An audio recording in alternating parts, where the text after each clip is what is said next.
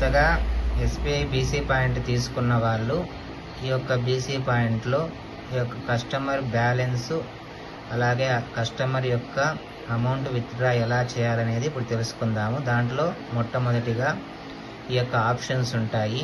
ఈ ఆప్షన్స్లో cash withdraw ఎంచుకోవాలి. ఎంచుకున్న తర్వాత కస్టమర్ యొక్క ఆధార్ నెంబర్ అడుగుతుంది. ఇక్కడ కస్టమర్ యొక్క ఆధార్ నెంబర్ని ఎంటర్ చేయాలి. చేసిన తర్వాత మొత్తం అన్ని బ్యాంకులు వస్తాయి.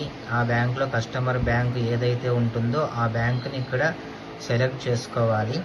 సెలెక్ట్ చేసుకున్న తర్వాత ఆ కస్టమర్ యొక్క అమౌంట్ ఎంతైతే విత్డ్రా చేస్తున్నామో ఆ యొక్క విత్డ్రాని ఎంచుకోవాలి. ఎంచుకున్న తర్వాత ఫింగర్ ప్రింటా ఐఆర్ఎస్ అని చెప్పేసి అడుగుతుంది. మనము రెండిట్లో ఏ ఆప్షన్ కావాలంటే ఆ ఆప్షన్ని ఎంచుకోవాలి. ఎంచుకున్న తర్వాత ప్రాసెసింగ్లోకి వెళ్తుంది. ప్రాసెసింగ్లోకి వెళ్ళిన తర్వాత ఇక్కడ వాళ్ళ డీటెయిల్స్ అంటే వాళ్ళ ఏజెంట్ ఏ యొక్క పాస్వర్డ్ని ఎంచుకున్నారో ఆ యొక్క పాస్వర్డ్ని ఇక్కడ ఎంటర్ చేయాలి. ఎంటర్ చేసిన తర్వాత పాస్వర్డ్ ఎంటర్ చేస్తున్నాను. పాస్వర్డ్ ఎంటర్ చేసిన తర్వాత ప్రాసెసింగ్లోకి వెళ్ళాలి. వెళ్తే ఇలా వస్తుంది. అది పాన్ డీటెయిల్స్ మీద తీసుకుని వెళ్తుంది.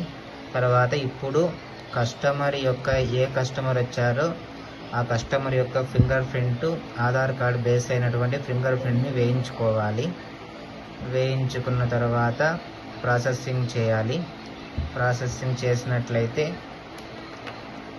ఇప్పుడు కొత్తగా రూల్స్ అయితే చేంజ్ చేశారు.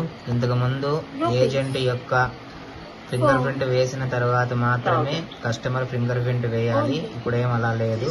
ఇలాగా ట్రాన్సాక్షన్ ఇలా చేయాలి. ఫింగర్ ప్రింట్ వేసిన వెంటనే ఇలా వస్తుంది. ఇప్పుడు కొత్తగా ఎస్బీఐ బీసీ పాయింట్లో ఇలా చేయాలి క్యాష్ విత్డ్రా అనేది.